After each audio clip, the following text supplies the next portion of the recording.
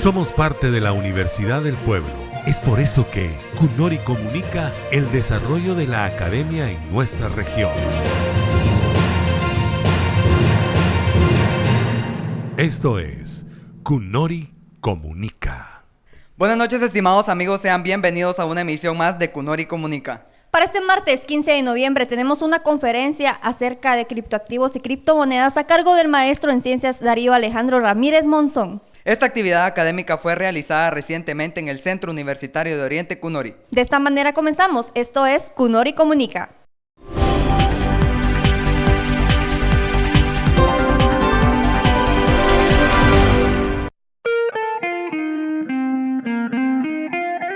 Quinto Festival Chiquimul Jazz, con la participación de Open Soul, Opus Jazz, Jonathan Pinto y Edson Aroche. La cita es este miércoles 16 de noviembre a partir de las 19:30 horas en el Centro de Convenciones Ilumina. Quinto Festival Chiquimul Jazz, no te lo puedes perder. Gracias al apoyo de...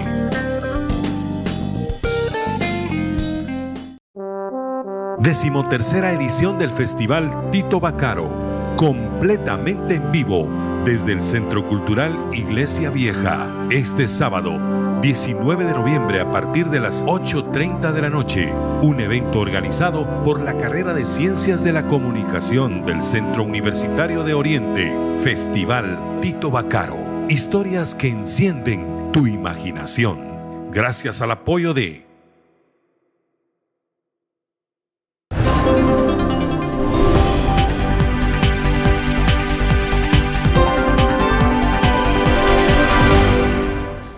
Es un verdadero privilegio tenerlos en la noche de hoy acá.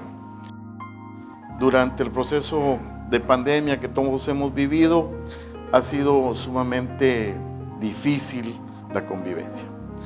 Estas actividades, estas acciones están dirigidas precisamente a eso. En primera instancia, a recuperar ese tejido social que tanto nos hace falta y que tanto nos ha caracterizado en el Centro Universitario de Oriente, que no solo se circunscribe al tema de capacitación, sino que a otros temas de infraestructura, de cooperación técnica, de cooperación científica inclusive. Está dirigido precisamente a traer acá al centro y en primera instancia a estudiantes, a docentes, aquella información que creemos es no solo importante, sino que es muy circunstancial en este momento, que está muy vinculada al quehacer diario y que aquellos que sobrepasamos los 50 años, creo que ya no conocemos mucho del tema, pero para ustedes, los jovencitas y jovencitos, este tema es sumamente valioso e importante. Así es de que cualquier acción dirigida a mejorar el conocimiento en este tema estrictamente financiero, creo que para nosotros es bienvenido. Que tengan ustedes la mejor de las noches y ojalá llenemos las expectativas que tenemos con respecto a este proceso, y si no, en una próxima las terminamos. Muchísimas gracias, que Dios me los bendiga. Él es licenciado en Ciencias Jurídicas y Sociales, abogado y notario, tiene una maestría en Derecho Mercantil y Competitividad, tiene pensum cerrado de la maestría de Derecho Tributario, Educación y Blockchain, principalmente autodidacta, experimentación e investigación, cursos en líneas aprobados relativos a estas tecnologías, certificados por la Universidad de Nicosia, Chipre, Universidad de Hong Kong de Ciencia y Tecnología y Consensus Academy.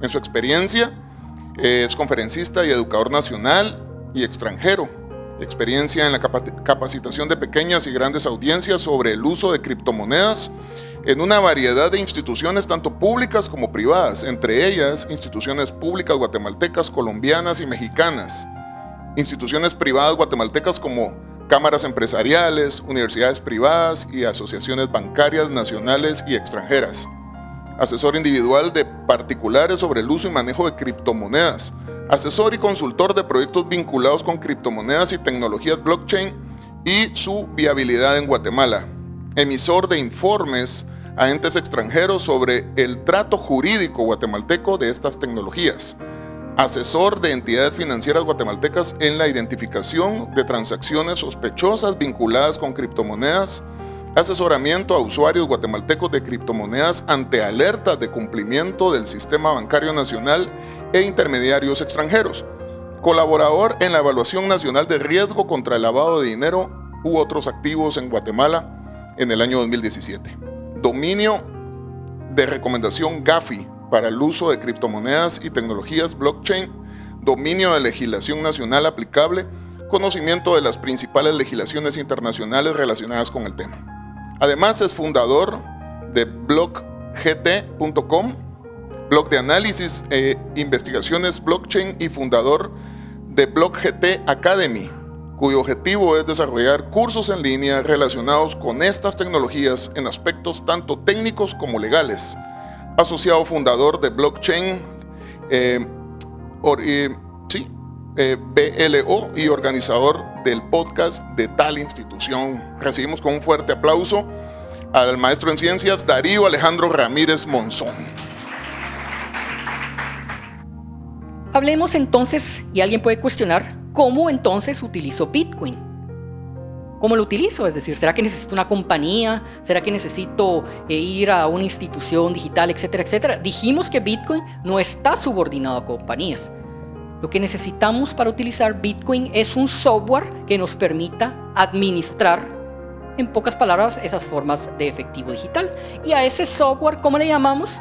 Le llamamos billetera. Es una analogía a la billetera que tenemos en el pantalón o a la billetera en línea que seguramente utilizamos de banca en línea. ¿Qué necesitamos entonces para utilizar Bitcoin? Necesitamos una billetera, y esa billetera no es nada más que software, código informático, y ese código que nos permite administrar nuestros Bitcoin, administrar nuestro efectivo digital. Es como agarrarlo con la mano, solo que con un software. Pero ojo, muy interesante esto, es administrarlo de forma directa, porque esa billetera, ese software, algunas de ellas me permiten administrar sin necesariamente depender de una compañía. Si vemos, por ejemplo, el dinero bancarizado. Yo tengo dinero bancarizado, lo conozco en una institución financiera, lo administro gracias a ¿quién? Lo administro gracias a una compañía que genera la billetera digital, utilizarlo, ¿verdad? Pero en el caso de Bitcoin resulta que hay muchas billeteras, mucho software que también es de código abierto que me permite administrar, llamémosle mi valor digital, pero sin depender de una compañía. Y así existe una gran cantidad de billeteras. Una gran cantidad de billeteras. Esta es una imagen ya bastante antigua, quizá 2014-2015, pero sirve mucho para dar una idea bastante general, porque tampoco es que estas sean las únicas billeteras, que hay una gran cantidad de billeteras. En pocas palabras, las vamos a dividir en 4. Billeteras móviles, billeteras de escritorio, billeteras web y billeteras hardware. Una billetera móvil, ¿qué creen que es? Es una billetera, nuestro teléfono celular, es una aplicación. Pero resulta que son aplicaciones que no necesariamente son construidas por compañías. Hay algunas que sí, pero no todas. Es decir, son particulares alrededor del mundo generando aplicaciones de código abierto para administrar mis bitcoins. También hay compañías que generan billeteras de esa naturaleza, pero en principio yo puedo tener una billetera en mi teléfono celular para administrar mis bitcoins y no necesariamente está vinculada a una compañía. Hay billeteras de escritorio. ¿A qué creen que se refiere? Una billetera de escritorio, pues simple y sencillamente es la misma idea de billetera móvil, solo que en una computadora, en una laptop, en una PC común, etcétera, etcétera. Pero como todos entendemos, pues prácticamente hoy todos utilizan billeteras móviles por la facilidad. Ojo, estamos dando ideas generales, porque desde la perspectiva de la seguridad informática hay muchos aspectos que debemos de tener en cuenta con cada una de esas billeteras. Cada billetera va a traer una atribución, pero cada billetera puede traer cierto riesgo, ¿verdad? Riesgo de seguridad informática, riesgo de estafas, riesgo de vulnerabilidades en el código que crea esa billetera, que puede ser la puerta a que me robe mis formas de efectivo digital como Bitcoin. Pero bueno, son puntos que van más allá. ¿Qué otro tipo de billeteras hay? Billeteras web. ¿Qué se les viene a la mente? Es una página web, y ahí sí, principalmente creadas por compañías. Entonces acá surge, perdón, se me salió ¿cómo le dicen acá?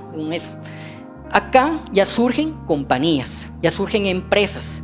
En pocas palabras, interpretémoslas como, llamémosle bancos digitales, solo que en vez de administrar dinero, administran monedas digitales, que son parte también del mundo de tecnologías financieras. Entonces también hay billeteras web. Hay billeteras creadas por compañías que me permiten administrar mis activos. ¿Y con qué objeto hace una compañía una billetera? ¿Por qué creen ustedes? Porque una compañía crea un software para que los particulares administren sus formas de efectivo digital. Porque surge otra industria, es decir, surgen otros intereses para prestar otro tipo de servicios y así pues evolucionar a una forma de finanzas digitales. Entonces sí hay muchas billeteras web que me permiten a mí administrar mis bitcoins, pero simultáneamente me ofrecen un servicio de intercambio con otras criptomonedas. Sí, la puedo utilizar como una billetera común y corriente, pero puedo aprovechar ese servicio para intercambiar con otras criptomonedas, para hacer transacciones, por ejemplo, a quetzal, a dólares, etc. Entonces ahí ya vemos que va surgiendo una industria que busca ya vincular esta tecnología con el mundo tradicional. Y aquí empieza otro cuestionamiento de las billeteras web, que son muy útiles, son grandes compañías y ya vamos a ver que también implican distintos tiempos de riesgos. Cuando yo utilizo una billetera web, lo que yo estoy haciendo es pasar la titularidad absoluta de mi activo digital a una compañía. Entonces acá ya no estamos en un sistema absolutamente descentralizado, sino que ya dependemos de una compañía. Es decir, acá por eso hay una frase muy utilizada en el ecosistema que se dice: si no tienes tus llaves, en inglés es not your keys, not your coins. Es decir, si yo no tengo mis llaves privadas, mis frases, mis claves de seguridad directas para administrar bitcoins y se las confío a un tercero, la realidad es que yo no tengo la titularidad absoluta de mis criptomonedas. Veámoslo de esta manera. Todos tenemos de alguna forma algún monto dentro del sistema bancario nacional. Pero resulta que el sistema bancario nacional está amparado por un montón de normas, ¿verdad? Hay un fondo de protección para el ahorro que ante cualquier eventualidad, cualquier riesgo de quiebra, etcétera, es pecado decir eso en público, de un banco, pues siempre hay un respaldo legal y un respaldo de la banca central para pues auxiliar a los particulares ante esa situación que es parte del riesgo del sistema financiero, porque absolutamente todo conlleva un riesgo. Sin embargo, acá estamos hablando de billeteras web que cumplen hasta cierto punto una idea bastante similar a la de un banco, pero resulta que esa billetera web puede estar ubicada en cualquier parte del mundo. Esta ya es un intermediario. Entonces, yo tengo acceso a todos esos intermediarios, pero entonces debo cuestionar en qué país están ubicados, cuál es su condición jurídica, cuál es el trato que le dan los particulares. Por ejemplo, si están ubicados en Europa, es bien sabido que en Europa tiene una de las, llamémosle, condiciones regulatorias bastante grandes. Cualquier eventualidad que pueda surgir ante una billetera web, ataque informático, quiebra fraudulenta, ahorita en estos momentos hay algunas billeteras web que tienen problema de liquidez por toda esa situación financiera. Cuando eso pase, resulta que yo les he confiado mis activos y realmente no hay en muchos casos un documento que me ampare para recuperarlos. Y si lo existe, imagínense ustedes tratando de recuperar sus bitcoins que están en una billetera web y resulta que esa billetera web está en Vietnam o en las Islas Caimán. Y ahí tenía yo $1,000 en Bitcoin. ¿Cómo voy a hacer para recuperarlo? Tengo que buscar un abogado, me va a cobrar $500 la hora, etcétera, etcétera. Son cuestiones que debemos ir a cuestionar. ¿Dónde vamos a almacenar nuestras criptomonedas? ¿Será en una billetera móvil? ¿Será en una billetera desktop? ¿Será en una billetera web? Que también son bastante útiles porque nos permite la integración con el sistema tradicional. Y resulta que también hay billeteras hardware. ¿Qué es una billetera hardware? ¿Qué se les viene a ustedes la mente? Hardware. Hardware es un dispositivo electrónico, ¿verdad? Entonces resulta que yo puedo administrar bitcoins en una USB. Puedo administrar bitcoins en dispositivos específicos para administrar bitcoin, pero fuera de línea, es decir, que no estén conectados a internet. Imagínense ustedes una pequeña calculadora, pues resulta que esas son billeteras para administrar bitcoin. Entonces, si se van dando cuenta, hay distintos tipos de billeteras, porque al final lo que estamos manipulando, llamémosle una llave digital que representa una forma de efectivo digital, y yo la puedo agarrar con mi mano como si tuviera una ficha, solo que desde una perspectiva digital, y la puedo guardar en mi teléfono celular, en una billetera que no depende de compañías, en mi computadora, en una compañía o en un dispositivo específico. Y así hay muchas otras variantes de billeteras, porque lo que estoy haciendo yo es administrar, llamémosle, mi identificador único en una especie de software. Ha llegado pues una cuestión que muchos lo asocian al fin del mundo, pero para nada tiene que ver con el fin del mundo, porque de hecho ni siquiera es eficiente. Por ejemplo, en algún momento en países como Suecia se dio el caso en todo el mundo, porque lo puedo comprar por internet, de sujetos que creaban los chips que se inyectan en las muñecas, por ejemplo. Pues resulta administrar ahí formas de Bitcoin para tener una forma, llamémosle, alejada de internet y vinculada a mi persona para administrar. Lo que quiero decir con esto, que hay una cantidad exagerada de billeteras. ¿Por qué digo esto? Porque si en algún momento, qué sé yo, viene alguna compañía, viene algún ente, viene algún sujeto a ofrecernos la moneda del futuro Bitcoin, pero nos está obligando o constriñendo o inclinándonos a utilizar una billetera en específico, que debemos de saber que no necesariamente estamos obligados a utilizar esa billetera. ¿Dónde vemos una situación similar? En El Salvador. Todos estamos conscientes de El Salvador, ¿verdad? Pues resulta que El Salvador, desde la perspectiva del presidente, no vamos a cuestionar lo político y lo económico porque ya nos vamos a otro lado, estamos hablando de introducción. El presidente consideró que va a ser moneda de curso legal Bitcoin. Entonces, para hacerlo, es prácticamente su política pública, ¿verdad ustedes? Lo que admiro yo de esa decisión es que es una política pública, tienen un camino. Si es eficiente, si es erróneo, ese es otro punto, pero es su política pública. Para hacerla de uso general y de uso masivo en la población, pues están generando una billetera estatal. Y ahí vemos entonces otro tipo de billetera. Resulta que ahora hay también billeteras estatales, billeteras públicas para administrar Bitcoin. Pero ¿qué debe de saber, por ejemplo, alguien que está en El Salvador, que no está obligado a utilizar esa billetera salvadoreña que se llama Chivo? Porque resulta que hay muchas otras variantes, ¿verdad? Eso es lo que tenemos que tener en cuenta en cuanto a billeteras. Hay mucho de qué hablar de billeteras, pero vamos en una cuestión de introducción. Acá tenemos una idea, una imagen muy breve que cualquiera podría acceder en línea de lo que es una cadena de bloques. Al final solo es un registro contable. Cada punto se le conoce como bloque. ¿Qué hay dentro de cada bloque? Hay transacciones. Esa es la cadena de bloques. ¿Qué tiene cada bloque? Tiene un montón de transacciones. En el caso de Bitcoin, quizá de 1.500 a 2.000 transacciones. Son transacciones de sujetos alrededor del mundo. Si yo presiono cualquier transacción, pues tengo acceso a la transacción de cualquier sujeto que se ha realizado alrededor del mundo, pero con la salvedad de que esa transacción y esa información pública no me va a decir a quién pertenece, porque es un sistema privado, pero ya dijimos que sí hay compañías que podrían llegar a determinar todo eso. Hay una tecnología que incorpora recientemente Bitcoin. Nuevamente, vemos que, dije hace un momento, el Bitcoin del 2009 no es el mismo Bitcoin del 2022 porque ha evolucionado y así va a ser la tendencia. Independientemente de que Bitcoin valga $100,000 o valga 5 centavos de quetzal, la tendencia es que es código abierto y siempre van a haber nuevas tecnologías que se van incorporando. Independientemente, de momento, por ejemplo, hay un promedio de 10.000 nodos conectados alrededor del mundo. Es decir, hay 10.000 sujetos que están colaborando en la información descentralizada. Así existan dos, de todas maneras Bitcoin va a seguir operando y va a seguir, pues, seguramente evolucionando. ¿Por qué quiero decir todo esto? Porque recientemente a Bitcoin también se le han criticado. Todo en la vida siempre va a tener críticas. Bitcoin tampoco es perfecto. La principal crítica que se le hace a Bitcoin, que se le ha hecho, se le conoce como el problema de la escalabilidad. Es un problema técnico, ¿verdad? O sea, en pocas palabras, lo que se refiere es que cada bloque tiene un número limitado de transacciones, es decir, cada bloque que vemos que registra transacciones no puede almacenar más de cierta cantidad de peso digital. Al final importa también el peso digital, por ejemplo 1.500, 2.000 transacciones. Entonces, en periodos de alta demanda, en periodos de alto comercio, pues resulta que en algunos casos la red se ha saturado. Y si se satura la red, mi transacción es más lenta, ya no es inmediata, ya no se cumple con esa idea que algunos programadores tenían de crear una forma efectiva de efectivo digital, o una forma eficiente, porque resulta que la red se está saturando porque hay tantas transacciones en el mundo que está siendo ineficiente. Y resulta también, otra cosa que no dijimos, que cada transacción de Bitcoin paga una comisión. Ahí está la trampa, dijeron muchos. ¿Y a quién va esa comisión? Esa comisión va al minero, que lo estamos incentivando para que procese nuestra transacción. Entonces el minero gana dos cuestiones.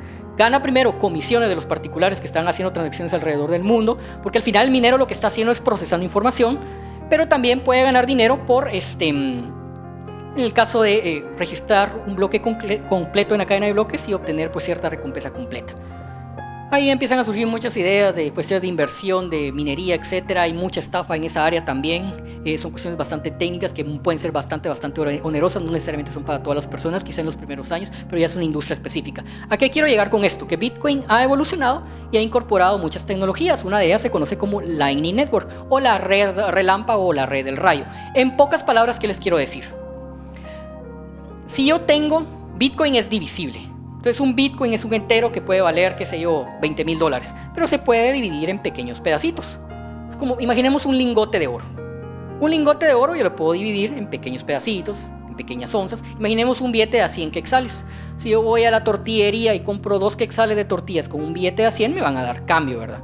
Me van a dividir ese billete de 100 en pequeñas porciones. Pues Bitcoin también es divisible.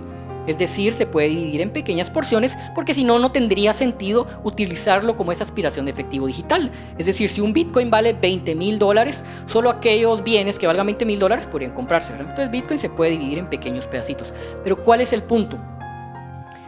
Que Bitcoin para pequeñas transacciones no es eficiente. Puede llegar a ser bastante lento, puede llegar a ser bastante caro por la comisión según el momento. Entonces ahí surgen nuevas tecnologías conocidas como Lightning Network, que en pocas palabras lo que busca es un atajo para evadir este registro y buscar una forma más rápida de procesar la transacción. ¿Por qué digo esto? Porque es precisamente esta la tecnología que incorpora en El Salvador. Es decir, las billeteras salvadoreñas para microtransacciones incorporan esta tecnología, porque no sería eficiente con una transacción normal de Bitcoin, por ejemplo, ir a comprar una pupusa, porque puede ser que sea muy lenta la transacción y puede ser también que la comisión sea bastante cara. Ideas generales. Bitcoin va a evolucionar, no, ese es mi punto. Bitcoin evoluciona, Bitcoin no es estático, etcétera, etcétera. Características generales muy rápidas, porque ya creo que vamos llegando al tiempo, ¿verdad? Descentralizado, dijimos, no depende de compañías. Elimina el doble gasto. Este es un problema desde una perspectiva tecnológica bastante grande y por eso surgen los procesadores de pago en línea. En pocas palabras, lo que hacen los procesadores de pago, que nosotros los utilizamos seguramente de la banca en línea, de PayPal, etcétera, un procesador de pago lo que hace es garantizar que lo que se está transmitiendo en línea sea verdadero y pues en pocas palabras no sea doblemente gastado. Veámoslo de esta manera. Imaginémonos que nosotros lleváramos un control de transacciones, por ejemplo, en Excel. Entonces aquí tenemos fulanito de tal, tiene un quexal. Y resulta que fulanito de tal trasladó ese quexal a otro punto. ¿Qué nos garantiza que ese sujeto que administra ese registro de información en Excel a ese 1 no le ponga un montón de ceros? Entonces resulta que ahora fulanito de tal le pone más ceros y más dinero, ¿verdad? Entonces ahí entran los procesadores de pago para solucionar el problema del doble gasto. En el caso de Bitcoin, resuelve el doble gasto, pero sin la necesidad de compañías intermediarias. Confianza distribuida, porque estamos confiando en un sistema administrado de forma global entre muchos particulares. No requiere autorización. Para que yo utilice Bitcoin no le tengo que pedir permiso a nadie. Código abierto, ya dijimos, la información es pública. Global, por cuestiones obvias, ¿verdad? Es decir, es un medio de pago o un medio de transmisión de valor global. Privado, porque ya dijimos, no depende ni de compañías, ni de Estado, ni de un banco central. Suministro fijo, resulta que aquí entramos a lo que tiene que ver con la política monetaria. Desde la perspectiva de un banco central, está lo que se conoce como la política monetaria, es decir, la idea económica que tiene un banco central sobre la circulación del dinero. Resulta que Bitcoin también tiene su propia política monetaria. Y dentro de sus principios está el suministro fijo, es decir, no pueden crearse a lo largo de la historia más de 21 millones de bitcoins y esos 21 millones de bitcoins se van a terminar de crear allá por el año 2140, que todo esto parece una cuestión como de chiste o de juego de video, pero es la visión del programador inicial y es así como funciona el sistema, ¿verdad? ¿Cuál es la idea de crear un suministro fijo? Crear un sistema económico escaso. Bitcoin, hay que entender que más allá de tecnología también tiene cuestionamientos ideológicos y políticos. Bitcoin surge en gran medida como cuestionamiento al sistema fiduciario que todos conocemos, y esa es la realidad.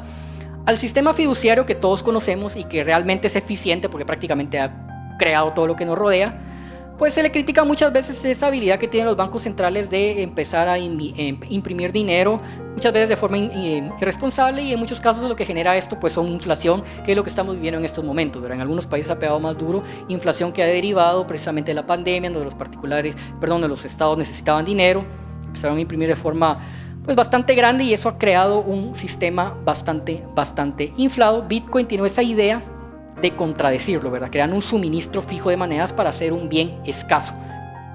Es divisible, ya dijimos, lo podemos dividir en pequeñas porciones, es transportable, hay una gran cantidad de billeteras, es fungible porque resulta que un Bitcoin pues puede ser sustituido por otro de la misma calidad, cantidad y naturaleza. Si yo tengo un Bitcoin y lo perdí, bueno, hay otros Bitcoin con los que los puedo sustituir. Seguridad, porque resulta que ese registro de información global pues prácticamente no puede ser hackeado ni manipulado porque ha sido desarrollado para evitar esas situaciones. ¿Qué pasó? Ya vamos llegando al final, porque se van aburriendo, no se aburran por favor. ¿Qué pasó? Dijimos que Bitcoin es código abierto, es información pública. Yo acá siempre para simplificar ideas, trato de asociarlo a un planeta. Entonces Bitcoin es el planeta Tierra. ¿Por qué es un planeta? Pensemos en el planeta Tierra. Es un ecosistema natural, con sus propios ríos, mares, lagos, etc. Bitcoin es un planeta porque tiene su propio ecosistema, sus propios programadores, sus propios desarrolladores, usuarios, etcétera, etcétera. Al ser información de código abierto, resulta que un día dijo un sujeto, bueno, esa información es pública, ¿qué tal si yo la copio, le modifico algunas situaciones y creo mi propio sistema? Y entonces ahí empiezan a surgir otros planetas, otras criptomonedas, con otras ideas, llamémoslo otros principios económicos, con otros puntos de vista, pero utilizando la misma tecnología y los mismos principios tecnológicos, y así es entonces que empiezan a surgir una gran cantidad de criptomonedas. Ahí es donde se consolida el término criptomonedas, o algunos le llaman altcoins o monedas alternativas. Y aquí pues resulta que se complica un poco más la situación. ¿Por qué se complica? Porque al final dijimos que la importancia de Bitcoin, más allá de crear una forma de efectivo digital, es su tecnología subyacente que se llama cadena de bloques o blockchain. Como esa información es pública, como esa información está al acceso de todas las personas, resulta que muchos sujetos empezaron a cuestionar, muchos expertos. Estamos utilizando un sistema que se llama Bitcoin, pero para eso necesitamos mucha energía, necesitamos muchos particulares, necesitamos muchos recursos para operar única y exclusivamente un registro contable de valor digital. ¿Qué tal si utilizamos esos principios o ese conocimiento para crear un sistema descentralizado, pero que registre ya no solo formas de efectivo digital, sino que registre cualquier tipo de información humana? Nos estamos refiriendo a qué tal si creamos una cadena de bloques o un registro descentralizado global para registrar aplicaciones, para registrar otros sistemas financieros, para registrar otras formas de valor. Y entonces ahí la idea evoluciona a una cuestión que es ahora un poco más compleja, y a eso es lo que conocemos como blockchain, tecnologías blockchain. La principal base de datos o la principal cadena de bloques que permite esta situación se conoce como Ethereum, que nace en el año 2015. En pocas palabras, Ethereum deriva de la idea de Bitcoin, pero ya no solo registra información de transacciones, sino que registra información de cualquier información que el particular quiera crear, y que empiezan a surgir entonces otras formas de representaciones de valor digital. Tenemos entonces las criptomonedas, ¿verdad?, que entendimos a grandes rasgos, pero por medio de estas bases de datos resulta que los particulares pueden empezar a crear otras formas de representación de valor. Surgen las monedas estables, que pueden vivir solo en estas redes. Monedas estables. ¿Qué es una moneda estable? Es, en pocas palabras, vincular una moneda fiduciaria, el quetzal, el dólar, el euro, a tecnologías de criptomonedas. ¿Por qué surge esto? Porque en algún momento los particulares vieron que Bitcoin era exageradamente volátil, eso todos lo sabemos. Hoy vale 20,000, mañana vale 10, etc. Necesitamos una forma inmediata, con un clic, que me permita intercambiar ese valor Bitcoin a un valor estable como dólar. Pero, por ejemplo, yo lo veo cuando estaban, por ejemplo, en 2013 o 2014. Si yo tenía Bitcoin y lo quería pasar, por ejemplo, a Quetzal, ¿qué necesitaba? Intermediarios. Esos intermediarios eran manuales porque le tenía que pasar el Bitcoin, de ahí me tenía que conectar a su cuenta bancaria, y de su cuenta bancaria pasarme ese valor a Quetzales. Surgen las monedas estables para que con un solo clic yo ya pueda vincularme a un valor, por ejemplo, al dólar de los Estados Unidos, pero vinculado a criptomoneda, o vinculado, principalmente es el dólar de los Estados Unidos. Solo de monedas estables estamos hablando de otro ecosistema. Hay distintos tipos de monedas estables, etc. Y así empezaron a surgir muchos, llamémosle tokens, muchas representaciones de valor digital que utilizan las tecnologías de criptomonedas para empezar a simular instrumentos financieros tradicionales, pero ahora descentralizados. Por ejemplo, utility tokens, en pocas palabras, es un token que utiliza tecnologías de criptomonedas, pero no sirve de utilidad en una aplicación descentralizada. Security tokens, pues simula, en pocas palabras, muchos instrumentos financieros, y seguramente han escuchado los NFTs o Non-Fungible Tokens, que se refiere a un identificador único para representar prácticamente cualquier cosa y vincularlo a tecnologías blockchain.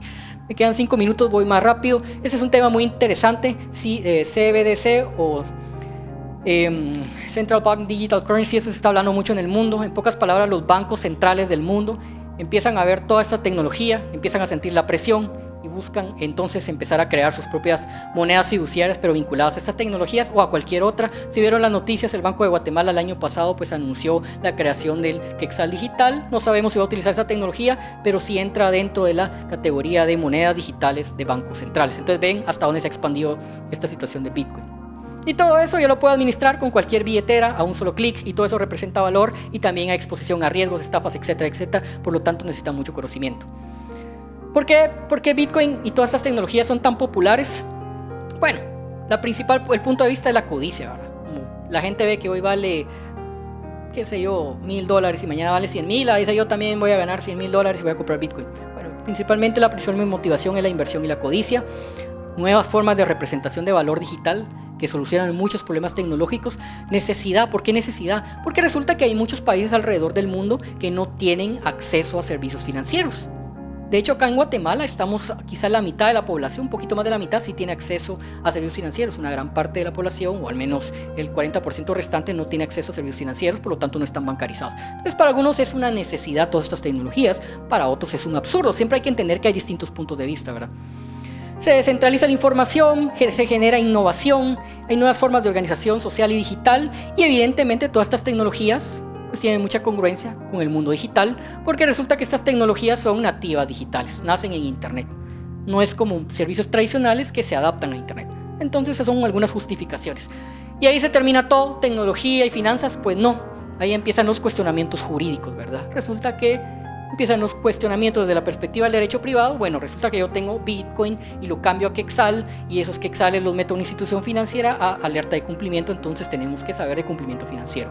Resulta que desde la perspectiva del derecho público yo tengo Bitcoin que me costó $1,000 y ahora tengo 100,000, los cambié, lo metí a una institución bancaria, resulta que la SAT tiene acceso a esa información. Ahí viene el cumplimiento tributario, ¿verdad? Impuestos sobre la renta, ganancia de capital, en el intercambio de Bitcoin por bienes y servicios, IVA, etcétera, etcétera. Y así hay cuestionamientos alrededor del mundo que no necesariamente lo han podido resolver todos los países, pero existe. Y así hay un montón de cuestionamientos legales que se ven constantemente. También una gran cantidad de exposición a estafas, ¿verdad? Hay una gran cantidad de formas de estafar a la gente por medio de estas tecnologías porque son hasta cierto punto complejas. ¿Qué quiero decir con todo esto? Que es muy importante de alguna manera tener un conocimiento bastante general del comportamiento del mercado. En realidad, pues prácticamente todas las mercancías, todos los instrumentos financieros que se especulan en los mercados, pues transmiten información, ¿verdad? Entonces, si yo negocio acciones, si yo negocio bonos de algún estado, bonos del tesoro, etcétera, si yo negocio cualquier mercancía, pues toda esa mercancía, todo ese intercambio transmite información a los distintos intermediarios del mundo y eso genera señales de mercado. En el caso de Bitcoin, pues pasa exactamente lo mismo y es ahí donde hay que tener en cuenta esta situación, ¿verdad? Entender que Bitcoin o todas las criptomonedas no es necesariamente ni un casino, tampoco es una lotería, voy a comprar Bitcoin a ver qué sale, no es un casino, no es una lotería, sino que es una mercancía de negociación global que también tiene su propio mercado y de alguna manera hay que tener alguna idea general para evitar cometer errores o estafas. ¿Por qué digo esto? Porque vemos muchas plataformas asociadas a Bitcoin, asociados a oro, asociados a acciones, asociado a todo, que por ejemplo en Internet constantemente nos ofrecen, qué sé yo, invierta usted en cualquier activo, criptomoneda, lo que sea, le vamos a prometer un 30% de rentabilidad mensual, un 50% de rentabilidad mensual. No hay forma de hacer eso, ¿verdad? Ustedes, porque es un activo que fluctúa constantemente. Es decir, si estamos ahorita en corrección de mercado, es decir, que vamos a la baja, ¿cómo voy a hacer yo para garantizarles a ustedes una ganancia constante del 30% mensual? No se puede, ¿verdad? Entonces ahí es donde empiezan a surgir plataformas como estafas piramidales, etcétera, que se da mucho con criptomonedas y realmente se da prácticamente con cualquier activo, con cualquier mercancía, y resulta que pues estamos expuestos constantemente en redes sociales, seguramente han visto en YouTube, inviertan en acciones de Amazon, inviertan en aquí y allá, hay que tener mucho cuidado. Hay que tener una idea muy general de los mercados financieros. Esta es una imagen que la capté ayer porque me pareció muy interesante. Solo ayer se dio una corrección bastante grande del mercado, es decir, mucha gente perdió dinero. ¿Por qué se dio eso? Bueno, muchas situaciones que ya se han dado en el pasado, prácticamente toda la vida ha sido así, hay que entender eso. Pero solo ayer, para poner una idea, corrigió el mercado ridículamente mal. ¿Por qué? Por manipulaciones de mercado entre grandes compañías. Es decir, es como que bancos empezaron a manipular el dólar, solo que aquí compañías con un gran poder económico empezaron a manipular criptomonedas y eso generó pues una cuestión bastante complicada. Llevamos aquí al final. Todo esto forma parte de lo que se conoce como la red 3.0. Ahorita estamos en la red 2.0 de Internet. Todos conocemos la red 2.0 de Tinder, irán unos por ahí, pero Tinder y todo lo demás. Pero también Web 3.0 es ya tecnologías descentralizadas.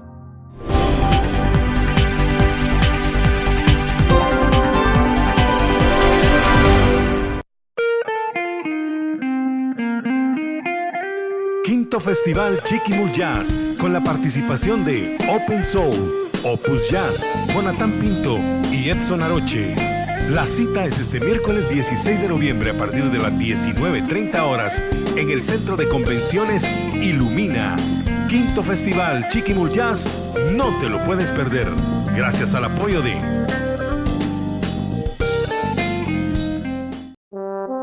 Decimotercera edición del Festival Tito Bacaro, completamente en vivo desde el Centro Cultural Iglesia Vieja. Este sábado, 19 de noviembre a partir de las 8:30 de la noche. Un evento organizado por la carrera de Ciencias de la Comunicación del Centro Universitario de Oriente. Festival Tito Bacaro. Historias que encienden tu imaginación. Gracias al apoyo de...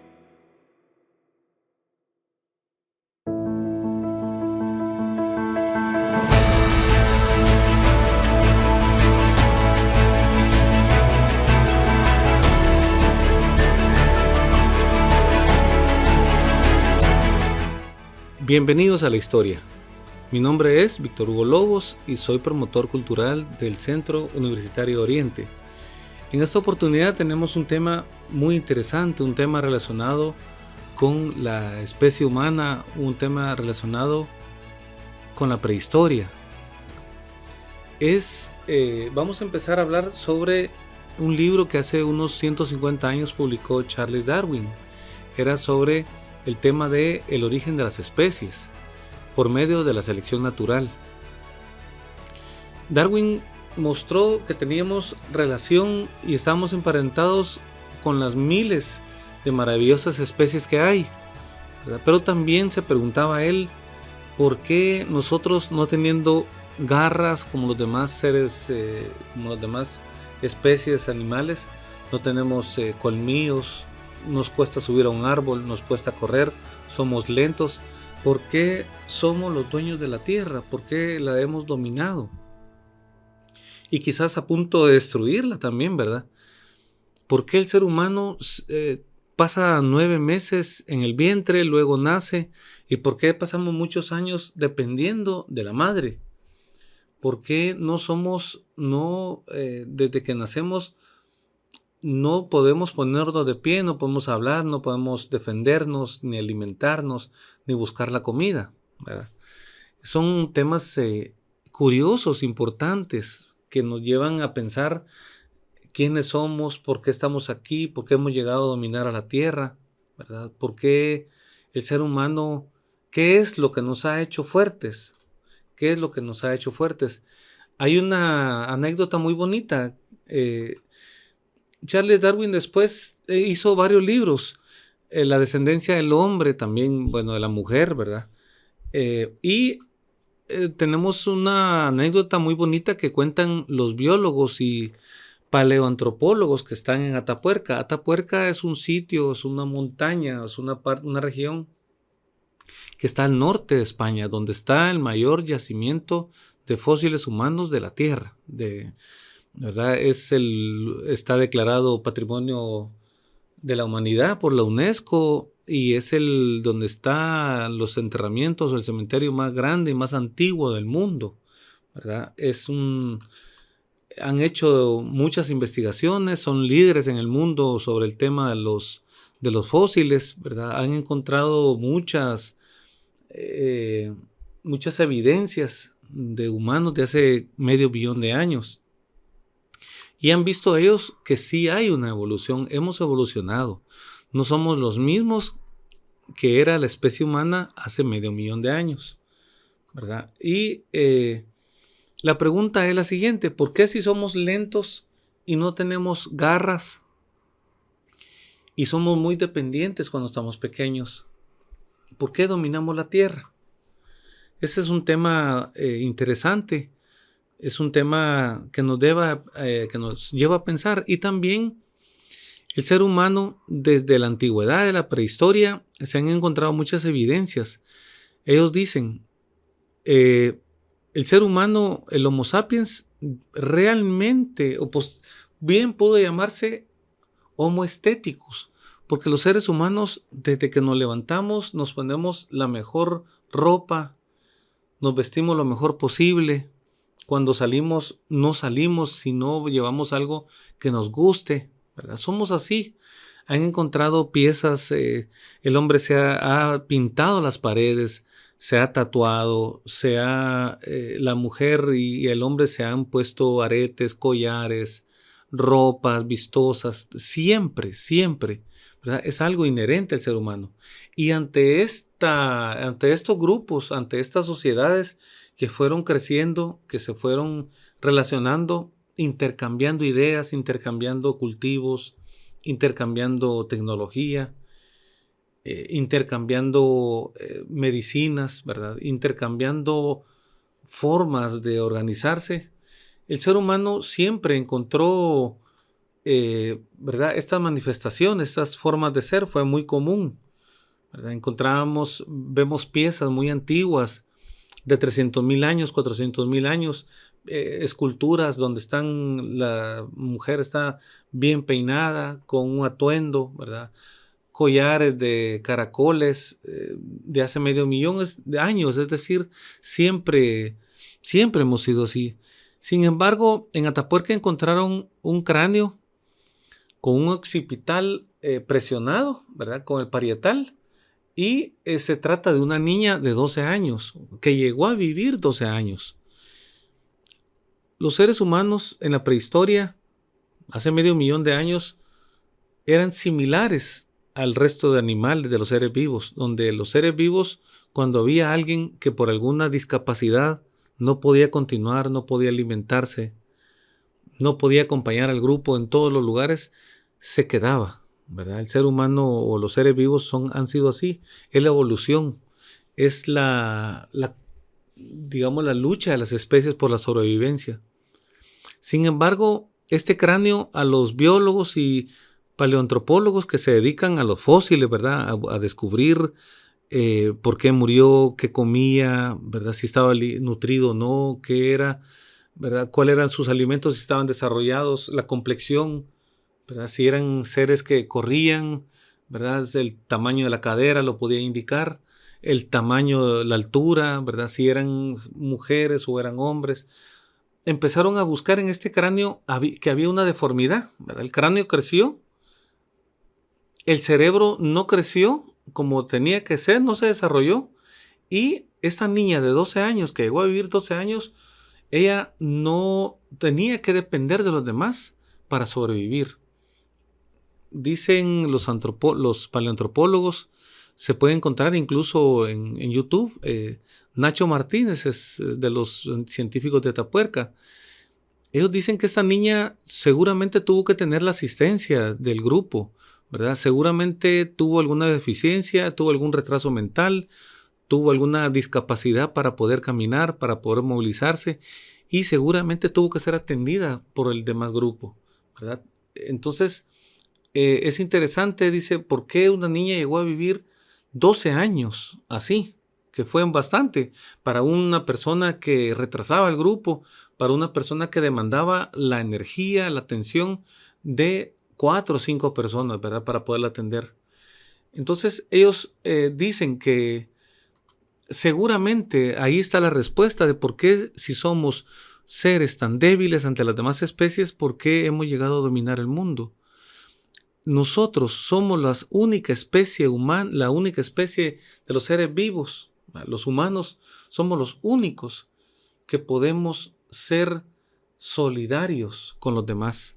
Es decir, somos seres, éramos grupos que estábamos en contraposición con otros por el tema de la supervivencia. Así han sido el resto de seres vivos. Sin embargo, lo que nos ha hecho dominar la Tierra es de que seres humanos nos dedicamos o se dedican al bien común, al resto de los seres humanos, a que los otros que están frente a nosotros tengan el conocimiento, tengan la asistencia, la tecnología, la ayuda, la colaboración, la solidaridad de nosotros. Esto es lo que nos ha hecho que nos unamos como grupos y que seamos solidarios. Esta niña enseñó que vivió 12 años. Con otra especie animal no hubiera podido sobrevivir. Sin embargo, los humanos tenemos esa cualidad única en el mundo, que o somos solidarios o nos parecemos mucho al resto de animales. O somos solidarios o nos dedicamos a que todos nos desarrollemos, o la especie humana empieza a flaquear, o la especie humana empieza a perder su identidad. Es interesante esta lección de esta niña, ¿verdad? Que tuvo la atención del resto del grupo, nos enseña que es parte de la humanidad ser solidarios, que es parte de la humanidad, que es lo que nos diferencia del resto de animales, ¿verdad? Por eso no tenemos colmillos, por eso no tenemos garras, por eso nos cuesta subirnos a un árbol, o por eso nos cuesta correr y somos lentos, pero tenemos la capacidad de organizarnos. Tenemos la capacidad de entendernos. Tenemos la capacidad de poder ayudarnos. Eso es lo que nos hace humanos. Eso es lo que nos hace diferentes y eso es lo que desarrolló a la humanidad. El hecho de poder compartir la tecnología, los conocimientos, los valores, ¿verdad? El ser humano es el único que tiene un desarrollo en la mente y que desarrolla valores, desarrolla el pensamiento. Fue la primera revolución que hubo en la humanidad o en la Tierra, la revolución del cerebro, de la mente, ¿verdad? La segunda revolución fue el tema de la revolución agrícola, cuando el hombre logra domesticar plantas y animales para su bienestar. Por eso dicen ellos y finalizan diciendo: entre más amigos tengamos y entre más solidarios seamos, va a ser mejor para todos. Y entre menos amigos tengamos y menos solidarios seamos, será peor para todos, ¿verdad? Esta niña de 12 años, de hace 500,000 de años que vivieron, tuvo una deficiencia, no se podía movilizar, no se podía expresar, pero se ganó el corazón del grupo. Se ganó la misericordia, se ganó la atención, se ganó la simpatía. A lo mejor ella era la que unía el grupo, ¿verdad? Somos los seres humanos así, tenemos esos valores y debemos de mantenerlos y debemos de rescatarlos. Es una evidencia física, objetiva de la ciencia, ¿verdad? Esta niñita, que le han puesto Benjamina, ¿verdad? De nombre, que solamente se tiene el cráneo y que se tiene ahí como muestra de que el ser humano, cuando es solidario y cuando todos nos apoyamos, ¿verdad? Logramos puntos de unión, es cuando nos va mejor. A lo mejor esta niña era la simpatía del grupo, a lo mejor esta niña era la que unía el grupo, ¿verdad? Pero son enseñanzas que nos da la historia, son enseñanzas que nos da la prehistoria incluso. Por eso la prehistoria nos encanta tocar este tema, y en Chiquimula tenemos pocas evidencias, pero las tenemos en relación a las pinturas rupestres, de lo que hablábamos al inicio del programa, de que el ser humano siempre ha gustado la estética, verse bien, incluso donde vivía, ¿verdad? Las pinturas rupestres nos muestran que había estética, que había arte, y que la debemos de seguir conservando, porque es nuestro patrimonio y es parte de nuestros valores. Estamos en Chiquimula, estamos en la Maestra Eterna y somos Kunori. Muchas gracias.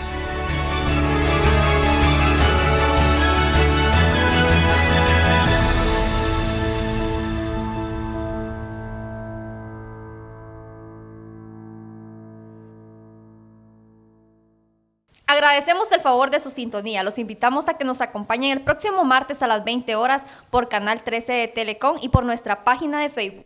Nos despedimos agradeciendo al equipo técnico de Canal 13 de Telecom. Recuerden que este es un programa de extensión de la carrera de Ciencias de la Comunicación del Centro Universitario de Oriente Kunori. Esto fue Kunori Comunica.